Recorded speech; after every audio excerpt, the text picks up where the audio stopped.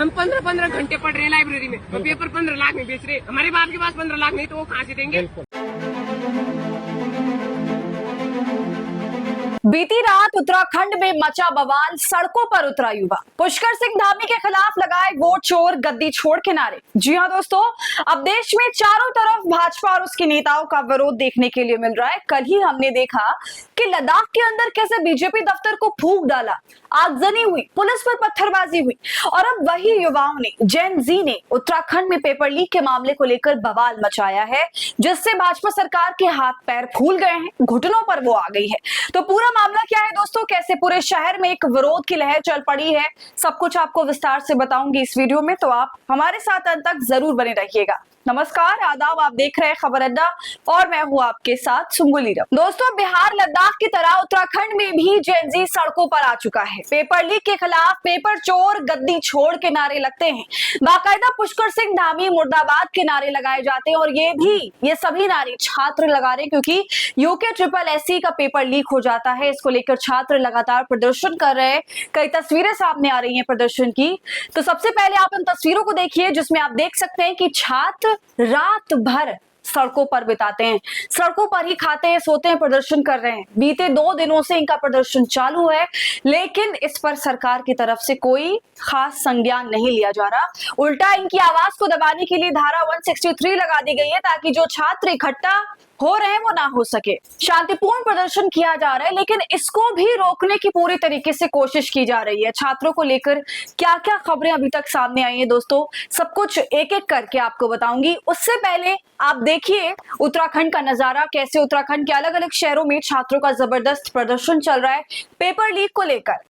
हम 15-15 घंटे पढ़ रहे हैं लाइब्रेरी में और पेपर 15 लाख में बेच रहे हैं। हमारे बाप के पास 15 लाख नहीं तो वो कहाँ से देंगे। पेपर भी, हर पेपर बिक रहे हैं और आगे पुलिस को भेज दी और यहाँ पे दिया करते आज लोग अच्छे नहीं होंगे। आज अपने और यहाँ पे पुलिस खड़ी करती, कल ही उन्होंने कह दिया कि यहाँ पे कोई खड़े नहीं होंगे। क्यों नहीं होंगे? क्यों चोरी करी हुई हमने किसी की?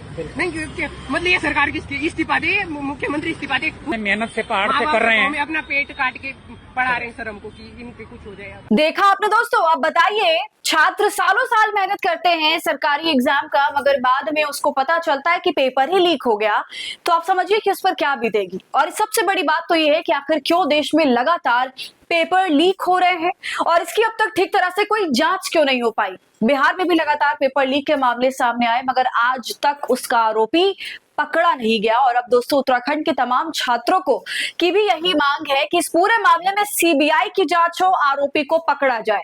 छात्रों का कहना है कि बार बार उनकी मेहनत पर पानी फिर जाता है, उनके साथ अन्याय होता है, जो कि बिल्कुल सही बात है दोस्तों। उत्तराखंड के सभी छात्र परेड ग्राउंड में धरने पर बैठे हुए हैं। उनकी एक मांग यही है कि इसकी निष्पक्ष जांच हो और आरोपी को पकड़ा जाए, उसे सख्त से सख्त सजा दी जाए। आपको बता दूं कि UKSSC का एग्जाम होता है 21 सितंबर को 11 बजे, लेकिन जो छात्र है उनका ये आरोप है कि आधे घंटे बाद ही एक सेट पेपर लीक हो जाता है, यानी कि पेपर लीक की खबर सामने आ जाती है। इसके खिलाफ छात्र आवाज उठाते हैं, अपनी प्रदर्शन करने का प्लान बनाते हैं और इसके बाद उनकी मांग यही रहती है कि पेपर को रद्द किया जाए। पेपर जब लीक हो चुका है तो उस पेपर को रद्द किया जाए। ये मांग जो छात्र हैं वो लगातार उठा रहे हैं। कैंडिडेट्स मांग कर रहे हैं कि परीक्षा को रद्द कर दिया जाए और इसको लेकर उत्तराखंड बेरोजगार संघ के सदस्यों ने भी शहर के परेड ग्राउंड में बड़ा प्रदर्शन किया। रैलियों के साथ बार बार यही बातें दोहराई गई, जो कि जरूरी भी है। वो ये कि लगातार पेपर लीक की वजह से उनका जो भविष्य है वो खतरों में पड़ता जा रहा है। दोस्तों, देहरादून में भी छात्रों ने प्रदर्शन किया और उसके बाद धारा 163 लगा दी गई। देहरादून में 12 जगहों पर 5 या फिर उससे ज्यादा लोगों के इकट्ठा होने पर रोक लगा दी गई। लेकिन जब उत्तराखंड के कई अलग अलग जिलों से ऐसी तस्वीर सामने आ रही है जिससे ये साफ नजर आ रहा है कि प्रदर्शन कहीं भी रुका नहीं है, जबरदस्त तरीके से चल रहा है, नारेबाजी हो रही है, पेपर चोर गद्दी छोड़, पैदल मार्च निकाला जा रहा है। तो दोस्तों, पूरे मामले पर जो SSP हैं उनका भी अब बयान सामने आया है। उन्होंने कहा कि इसकी जांच में टीमें लगी हुई है, जल्द ही पूरे मामले में पुलिस खुलासा करेगी। उन्होंने युवाओं से अपील करते हुए कहा है कि बड़े स्तर पर पेपर लीक होने की बात अभी नहीं आई है।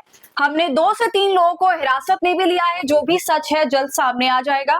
इसलिए युवा संयम रखें। मगर पुलिस के इस बयान के बाद भी छात्रों का गुस्सा फिलहाल शांत नहीं हुआ है। इसके पीछे वजह है 2 लोगों की गिरफ्तारी।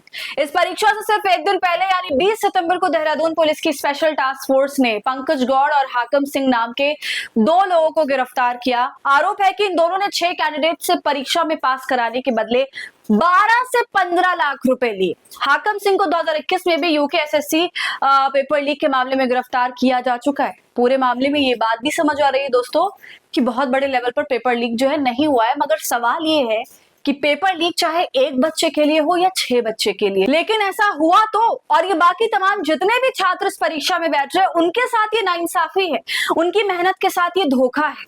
छात्र यही तो कह रहे हैं कि 15-20 महीने तक वो पढ़ाई करते हैं, अपना पैसा लगाते हैं, फॉर्म भरते हैं, सेंटर पर जाते हैं, लेकिन सेंटर पर पहुंचते हैं तो पेपर लीक हो जाता है। ये कितनी बड़ी बात है, और ये सिर्फ एक जगह की बात नहीं है बल्कि ज्यादातर राज्यों का बिल्कुल ऐसा ही हाल है।